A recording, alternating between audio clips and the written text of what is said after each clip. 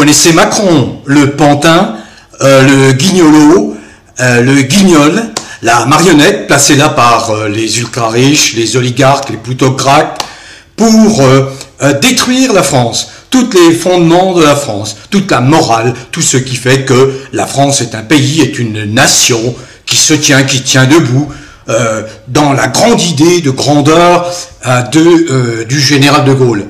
Donc c'est ça Macron, il est là pour tout détruire, il est là pour nuire. Mais alors, il nous gratifie de quelques épisodes croustillants qui méritent une note, d'être notée au palmarès de l'humour.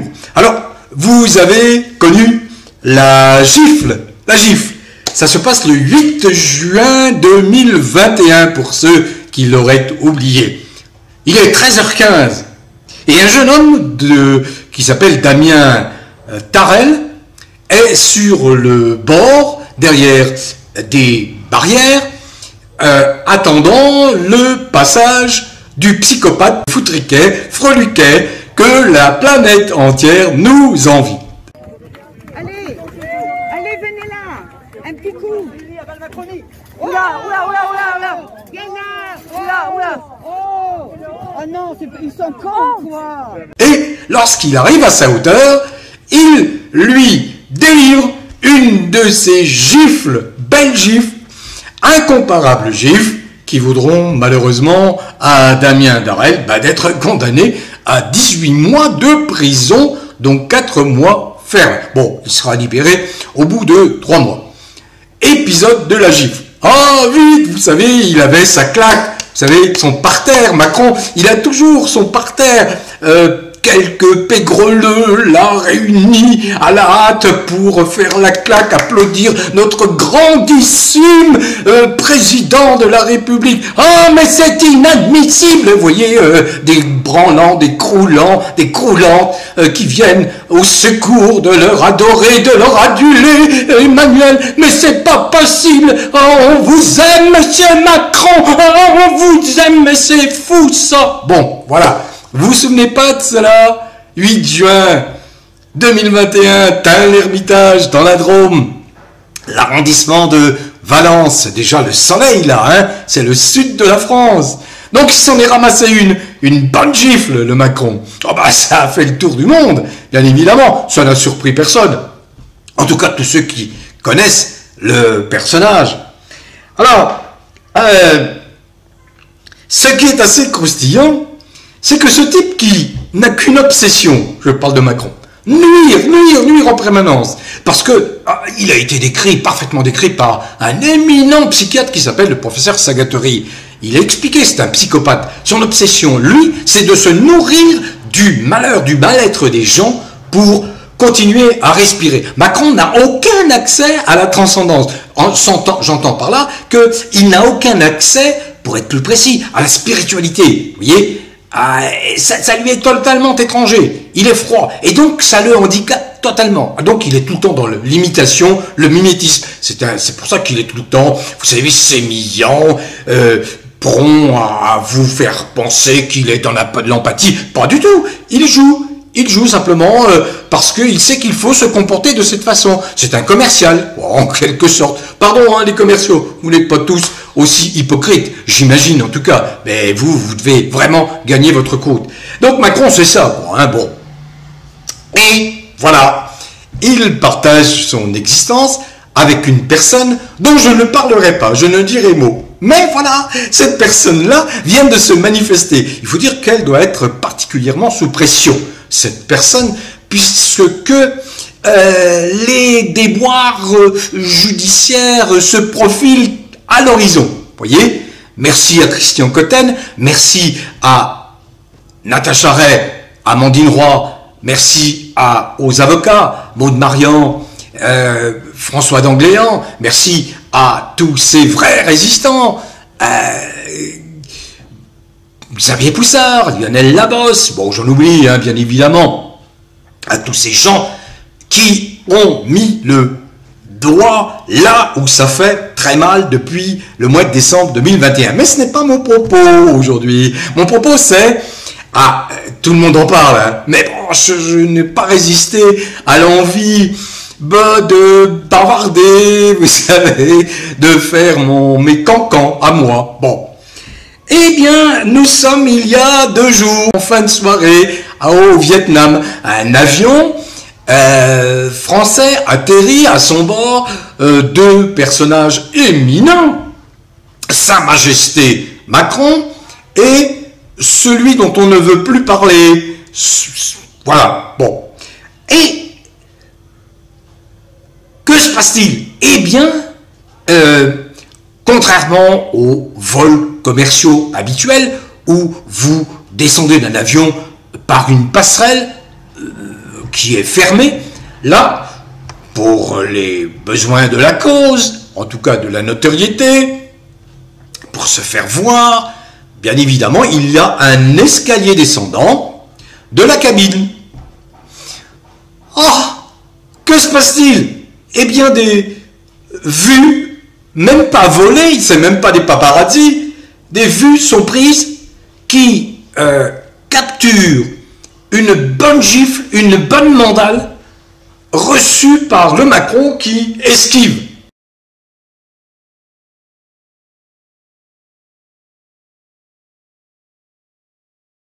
Voilà.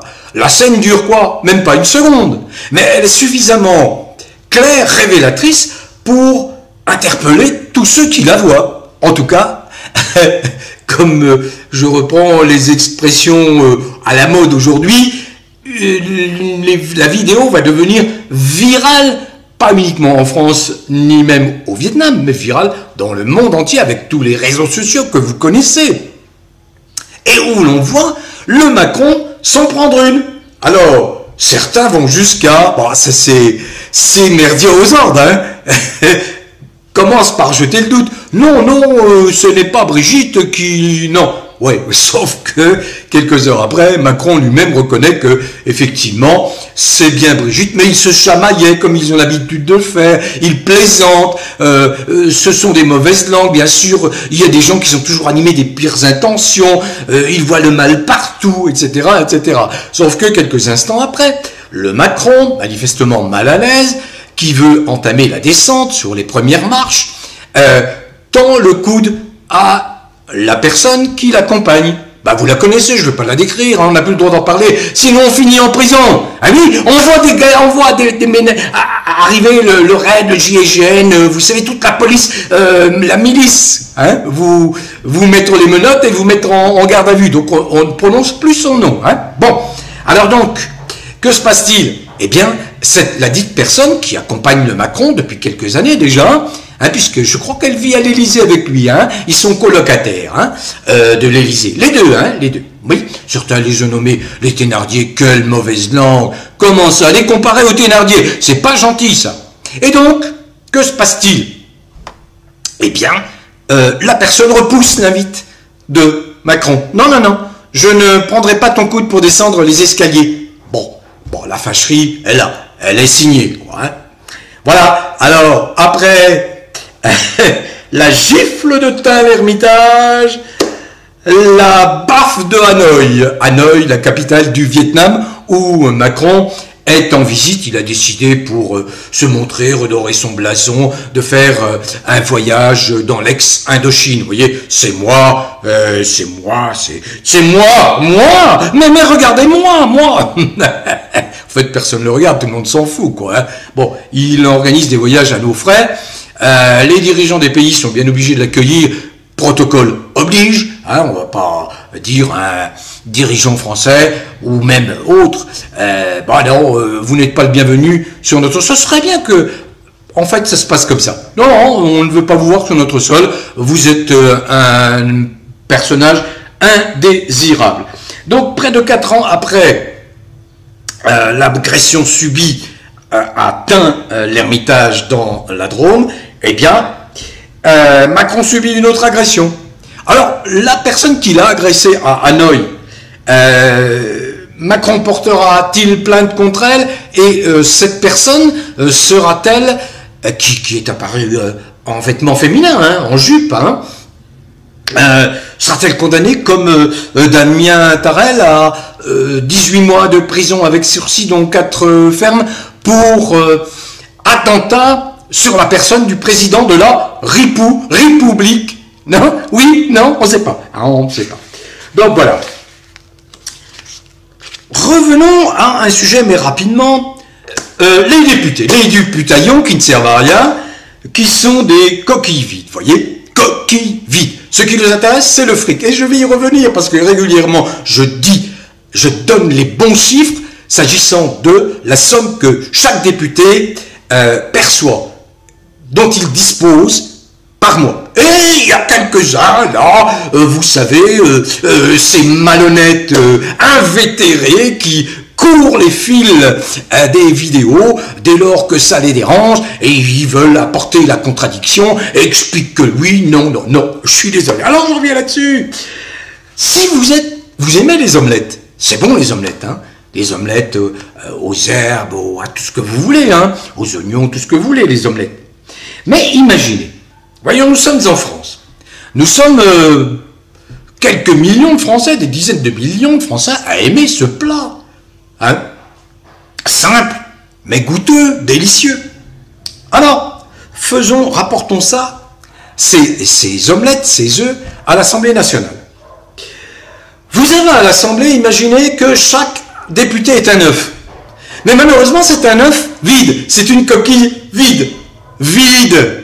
Comment voulez-vous faire une omelette savoureuse, même en brisant 577 œufs, puisque vous allez délivrer du vide, du néant, rien, il n'y a rien. Eh bien, c'est exactement la situation en France. Ce sont des cupides, des vélos, hein, qui soient de droite, de gauche, de centre, de l'extrême centre, du haut, d'en bas, rien. Dès qu'ils sont installés, dès qu'ils sont élus, très mal élus, hein, parce que la plupart du temps, ils n'ont même pas la légitimité, hein, compte tenu des règles du suffrage.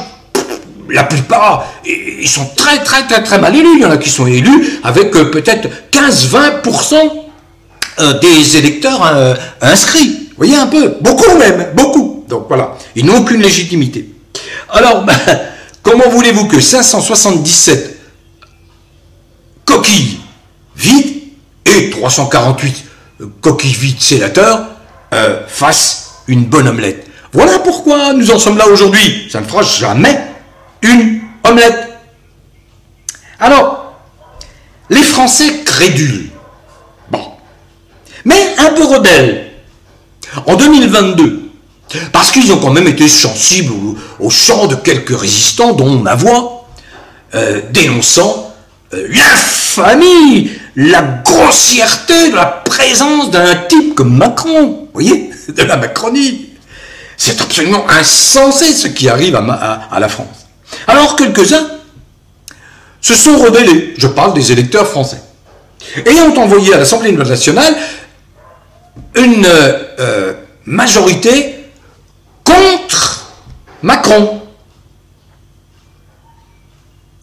Et ça les rassurait, et que ça m'a rassuré dans un premier temps d'ailleurs, en me disant « Enfin, on n'a pas pu l'évacuer parce que l'élection présidentielle de 2022 a été truquée. J'en ai donné les éléments, qui montrent qu'il y a eu magouille. Bon. Et donc, les Français crédules croyaient qu'en 2022, eh bien, avec une Assemblée nationale qui n'est pas à la botte de Macron, le Macron serait destitué, serait renvoyé dans ses cordes et ensuite poursuivi, parce qu'il a nombre de procédures judiciaires extrêmement lourdes contre lui. Il n'est protégé que par son immunité présidentielle. Dès qu'il ne sera plus président, un mois après, toutes les procédures judiciaires extrêmement lourdes vont le rattraper. D'ailleurs, il y en a une qui rattrape déjà celui ou celle qui l'accompagne. C'est la procédure de Christian Cotten. Bon. Alors revenons sur un point, parce que il agace, il exaspère, mais ça me fait toujours rire, les contradicteurs. Ah, que gagne un député? Moi-même, j'ai fait une étude en 2009, ça n'est pas hier, hein, 2009, hein, en expliquant que s'était constituée en France une aristocratie parlementaire qui s'auto-payait grassement, sans vergogne, sans aucun scrupule, alors que la situation économique, sociale se dégradait, se dégrade. Bref. Donc, les soi-disant maigrelettes indemnités parlementaires des aristocrates de gauche, de droite, de centre, de l'extrême gauche, de l'extrême droite, tous dans le même panier, hein. Pour moi, tous dans le même panier. Bon, ces maigrelettes indemnités parlementaires des aristocrates de la République, parce qu'on ne peut plus parler de députés et de sénateurs, eh bien régulièrement certains interviennent sur le fil de mes vidéos et contestent les chiffres que je donne. Aussi me fais-je un devoir sacré, un devoir civique de redonner les chiffres exacts. Source, site officiel de service public, des services publics français.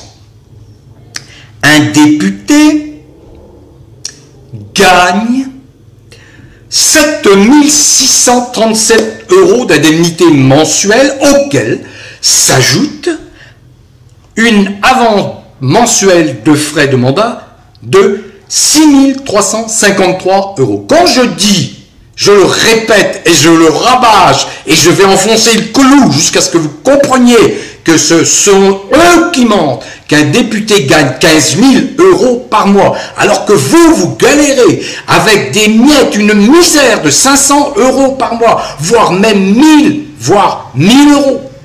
1500 €, c'est quoi? Ce sont des miettes pour survivre aujourd'hui. Et bien les 577 députés, plus les 348 sénateurs, gagnent chacun mensuellement 15 000 € par mois. Alors certains objectent que non, on leur paye les frais.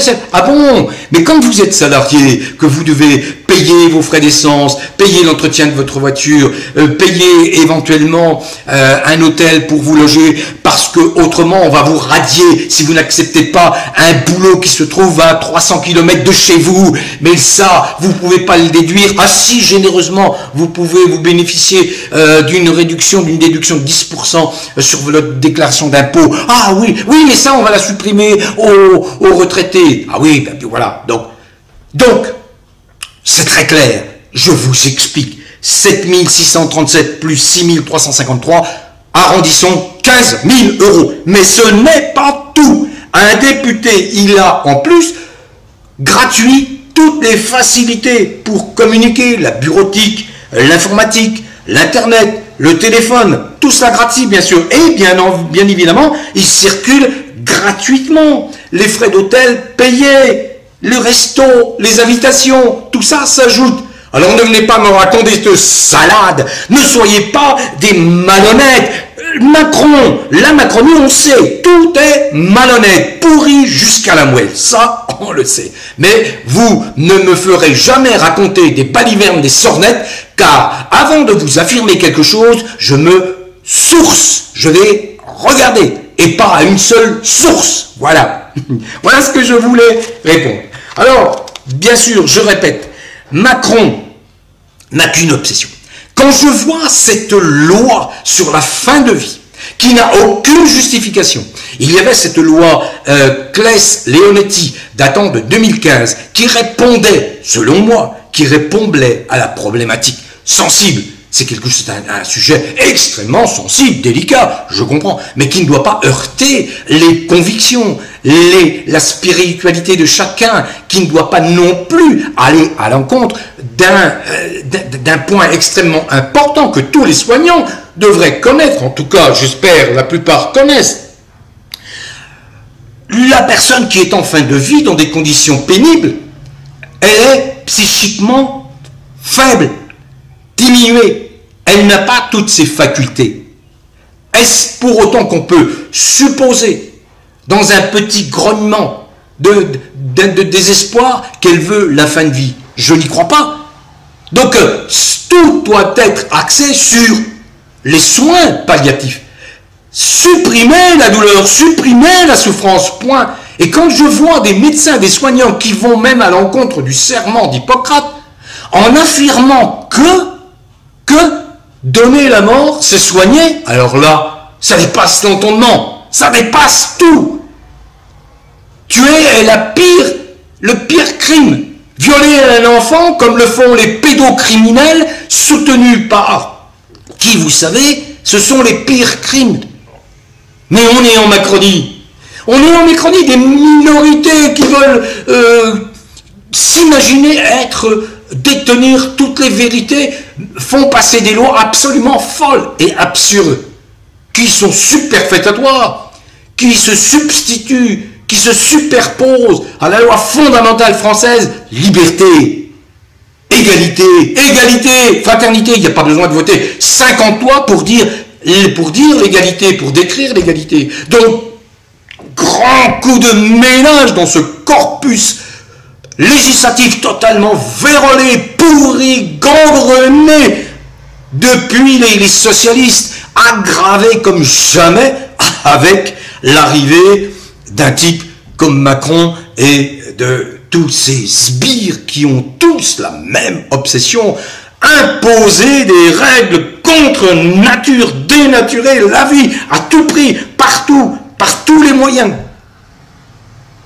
Bon vent à tous, prenez soin de vous et continuez, je vous en conjure, à vivre en marge de cette folie, parce que tout ça va s'effondrer, tout ça va s'effondrer de lui-même.